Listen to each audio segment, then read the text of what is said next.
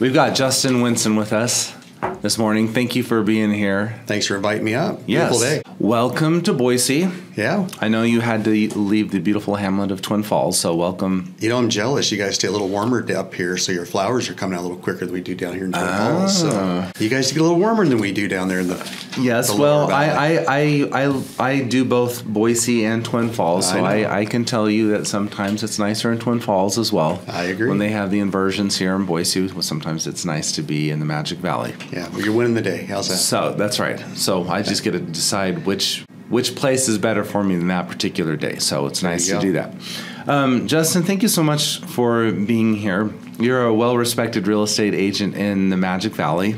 Thank you. And it's going to be fun to talk a little bit about Magic Valley, what's going on in the community there. I know that most of our listenership is here in the Treasure Valley, but it's really nice to hear from agents outside of that particular area so we're not so isolated. So we can talk about what's going on in southern Idaho and north Idaho and even central Idaho. We've got several agents now. So it's great to be a statewide brokerage and learn about things that are going on. Yeah, awesome. I'm happy to share. Yeah, in particular, you do a lot of, your focus is a lot of new construction. So we're going to talk about that a little bit as we go down the road. But I wanted to start off by first asking, how did you get involved in real estate in the first place? You know, when I came up, I watched a lot of realtors come through in my business, and it looked like an interesting career and things I wanted to do, and so I started to pursue it and get into a little bit, and I think anyone that sees people and think it's a great thing to do and how to do it, and really I just watched other mentors in my field. I kind of followed it from behind. It's been impressive to see you I think it's happened to me on a couple of occasions where I was either walking into a coffee shop or I was doing some sort of activity, and there I saw you sitting along with other fellow real estate agents. What are you doing? What's the secret? There's no secret. I always tell people, I had an agent one time that was brand new. He goes, "Hey, what is the secret?" I said, "It's a job. You show up every day. You go to different things. Even though we might be with Silvercreek, when you saw me the one day, we were with other brokerages. We're talking about the market. We're talking about things that are happening. I might have this listing coming up. We're sharing our facts, our knowledge, our things that are going on, and it's a regular ongoing basis. So we have set up on our calendars each week. You have to be involved in this business, and you have to touch people, and you have to be seen. As you see, even you noticed me as I had the Silvercreek T-shirt on the day I believe that we caught up. So as you see me now, I'm branded. I want to be out there. I want people to ask me, how's the real estate market? What's going on? You got to have your elevator speech. You got to be able to tell them, where are you a buyer or seller?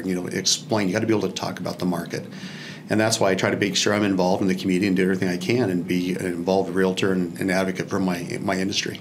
I think that's a really interesting point, because I think there's a little bit of a paradigm shift for some agents that they feel like if they possess information, they've got to keep that close to themselves. And that couldn't be further from the truth. The more we share, the more knowledge we have to give to others, it just comes back. The knowledge is key. It's very important that we definitely share that and know what we're doing. And, you don't know all.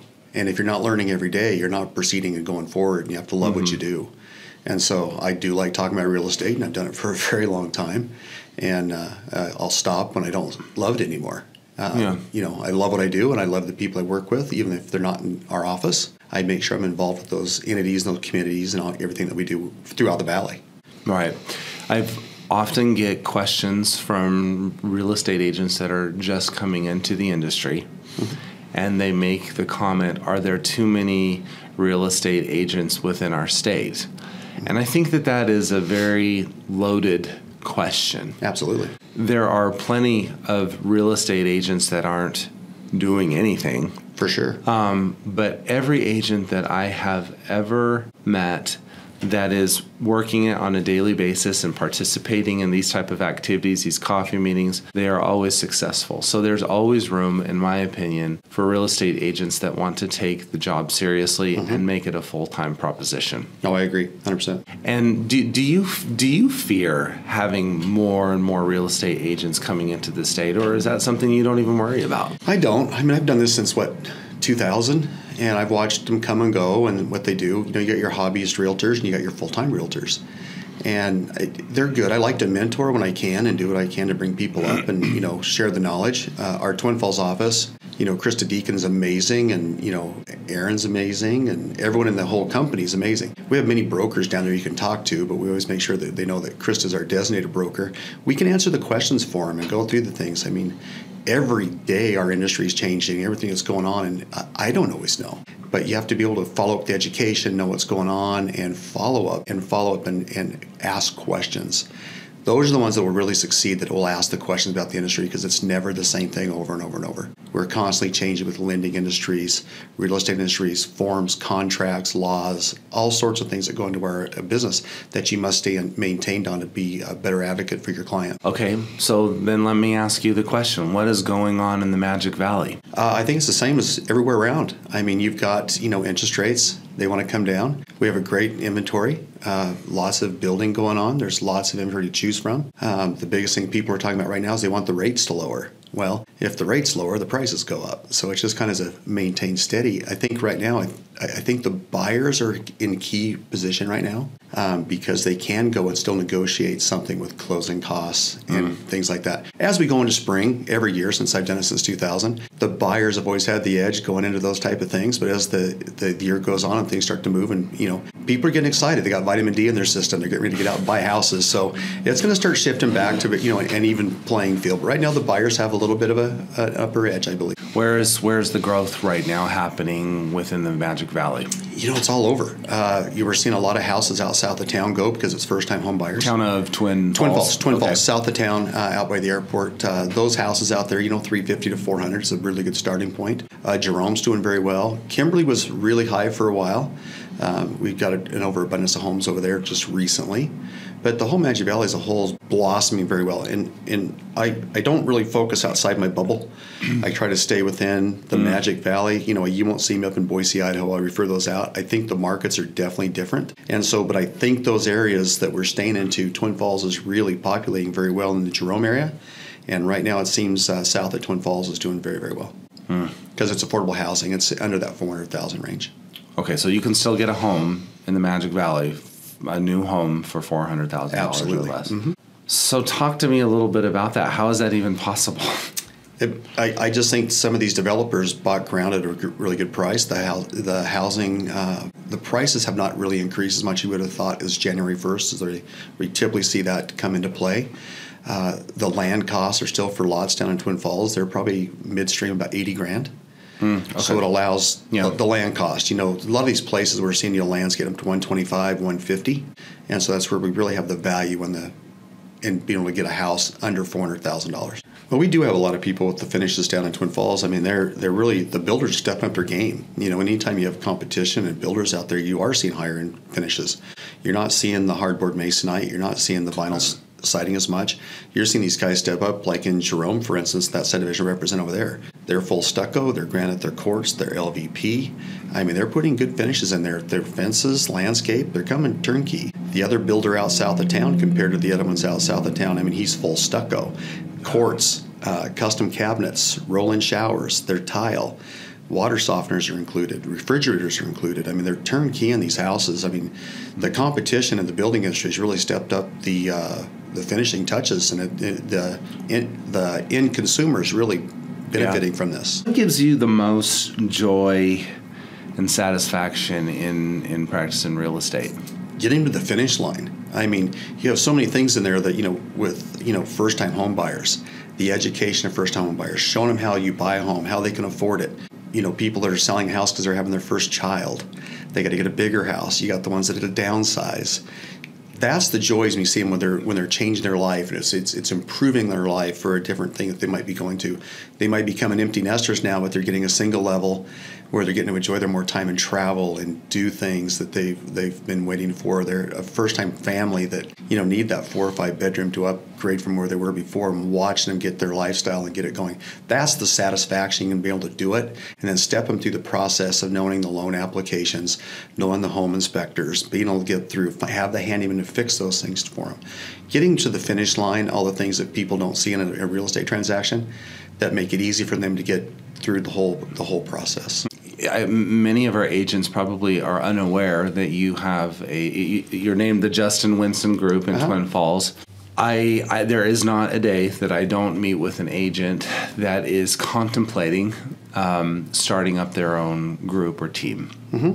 Being that we started this interview earlier saying you're an open book and you like to talk openly, what is the biggest challenge in having a real estate team or group?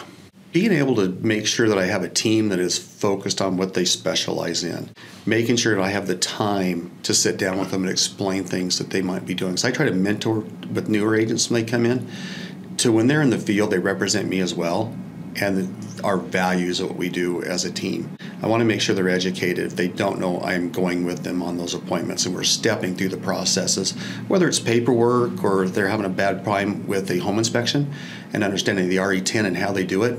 I watch many agents on those RE10s and they say, oh my gosh, the sky's falling and I can't get this fixed and this is repaired. And I'm like, they're all solvable. We just got to be able to get to that point and step them through the process. When you're making that decision to actually pull the trigger and do a team and group, what should you anticipate as a team lead as far as a reduction of the number of transactions that you're doing? Because certainly it distracts a little bit from your production. What should they prepare for? Or is that not the case? I don't take on too many people that I cannot train and maintain and mentor. And so, we've got people all the time that want to come in and do that, but I can't take them on while I have my group that I have to make sure I have time to focus with them and have our regular meetings and go through that. In what ways do you feel like agents should give back to the industry? Well, I'm a big component for that, so I could probably talk about this for a while. Yeah, I am very much in our profession when we want to. Our industry is constantly changing, as we know. You have to be able to give back and make your business better than when you found it when you came into the industry. And I have been very fortunate to go through leadership with the state of Idaho and with the realtors and learn you do need to give back. You need to be knowledgeable what your industry is. Know the key players and what's going on in this industry. And so I am very much into that, the giving back to my community. So I have been president of the Realtors Association, president of the Builders Association. I serve on several committees throughout the years on the state, the local board, being involved with those committees and making sure that we are protected and for our future as realtors, and make sure I give back to those type of key things, and I do stay focused on those things. Whether it's just going to a caravan on Thursdays and knowing the market, the inventory, meeting with the other fellow realtors out there, but being a part of your industry. I think you should give back, and you should know what's going on with the state legislature. You should know what's going on with your state committees, know what's going on with your forums, know what's happening in your industry. It'll make you stronger, it'll make you better, and it'll give you a better understanding which you don't see. Everyone just thinks you throw a sign in the front yard and that's what you do and that your house sells. That's not the truth. You've got to know what's going on behind all these committee members and what we're doing at a state level and who everyone is. And I think that's a huge key part of it. What was the greatest challenge that you experienced as the association president? I'm assuming was that in your local in the local one. Yeah. In the local one. I think the biggest things that we chase down there is, your dues, your association fees. Okay. Keeping members active, keeping them, everyone has PACs. Whether we're at PACs with the realtors, we have different PACs with the Builders Association, making sure they're educated why those are important, why do we do those things, why do we have those things in place. And we also try to create marketing material for realtors to be able to go out there and associate to where, why, what is our worth, what is our why. Yeah. And so that's what you get out of it. You get that importance because if you're not being involved, you don't know what's going on in your industry. And I think it's very important to be part of those. And I really, truly, in my team, I always try to get them to step up and be in some type of committee, whether it's the Christmas committee, whether it's the RPAC committee, whether it's the ringing the bell for the Salvation Army, homes for dogs. We have a lot of things as realtors that we do that we're involved with that we got to make sure that we deal with what is important with what is at the consumer's state of mind. I'm glad that you brought that up. Okay. The dog. Okay. Tell me about that. Like, what is it about? That was part of the things I did when I went to, when I was president of the local association. We went to the National Association of Realtors conference in Orlando, Florida. Getting out there, and I was seeing people that, what makes them different, what makes them stand out. You have all these different slogans and things that we do. I'm like, man, a dog. A dog is great. People associate with dogs and pets, and they always have a heart for those type of things. And what's funny about my dog is this isn't my dog. I had a black lab. But he didn't stand out. No. You can't put him on a sign. And the thing with the dog that really stands out for me is people know me as I have the dog. It's on everything I market. It's on my clothes, on my signs. It's on everything that I market. And they know who that is. And it really stands out. I actually had a realtor copy my dog. I had another yellow lab that kind of laid on the sign. And it was funny. One day I was sitting in the office, got a phone call like, hey, we're sitting at your house over here. And I'm like, I don't have a house over there. So I showed up, and here I have a name writer over there with a dog on it with another agent's name on it. And I'm like, well, this isn't mine, but it is vacant. We can go show it. And I sold him the house. Yeah, there you go. And then later on during the Parade of Homes, they put that same name writer on an open house, and they'd come through at the Parade of Homes. They came in and go, hey, we saw that so-and-so was sitting in your other house over there, so that's not mine. And so I've really tagged it to me to where it is mine, and people know it. I have clients that are really funny. They said, I put the sign in the yard. If they have dogs in the house, their dog would sit in the window and bark at my sign. Yeah, I wanted to tell our listeners, so specifically what we're looking at is when you see one of Justin's signs, on the top of the sign is a cutout of the dog itself. So it's not a traditional square sign that you would normally see. Right. It really does, like you're kind of looking at one of those billboards that they take the time to do a big cutout above and beyond, and it really does stand out, and it's unique. And I think not that I'm encouraging agents to copy that, but to think through what is it that makes me unique and how can I stand out in a otherwise fairly chaotic field of real estate agents, and I think you've accomplished that really well. So congratulations on that. Thank you. Yeah, if you can see the video, you can see I got dogs all over the place, and I get people say I love your hat, and I have hats. I give out the hats. People have them, so I spend a lot of money on my dog. So does the dog have a name? The dog does not have a name. Okay. Can we give one? Maybe we should promo for that. But I think that's a great idea. Actually, let's name the dog. But yeah, I do not have a dog name. So what do you get out of serving for one of these local committees? Well, it's kind of interesting. When I used to work for one of the bigger builders in the state before, I always go to builders meetings. I'm like, why would I go to builders meetings to be part of builders meetings? I was wondering the same thing. The networking. And one of the things I did learn with the builders meetings, I learned like different building codes and things that they're doing to, make it more efficient and maybe more cost effective. But as a realtor taking part in these things, that I found out that really is a key point to it is like meeting people. You don't realize when you start going to like when I was on the leadership and going through the state of Idaho training, the people I meet, Coeur d'Alene, Pocatello, Idaho Falls, Boise, because I don't go outside my bubble. I stay within my realm. The Twin Falls market and the Boise market and the Sun Valley market are totally different. So I have a range, and I won't go outside. I'll refer them out before I go do that.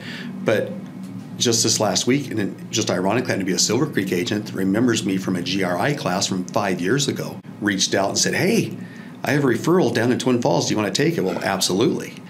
And so, but all my leadership committee members that work with me that were on the state realtors leadership will call me from, I got someone going to Coeur d'Alene. I've got someone going to Boise, Idaho. I refer those out to my leadership team and people I met throughout the state. And you know who those people are. And those are good things. You get leads back. It does pay for itself. Yeah. It goes back to the spoils go to those who do daily work. Yeah. Who are talking on a daily basis with others and networking themselves in. It is absolutely unavoidable. Yeah, it is not a waste of time. It is not. It's unavoidable. Mm-hmm. It is. Justin, I really appreciate you being here and sharing that with us. Is there anything else that you might want to share with us or impart wisdom for us? No, I'd say be involved, be present, and be the best advocate you can be for your client. You have to have the knowledge, you have to have the education, and that's what that's going to stand us out from everybody else. Well, once again, this is Justin Winson with the Justin Winson Group in Twin Falls. Thank you so much for being with us. Hey, thanks for having me out. Yeah, Appreciate you bet. Take care. All right,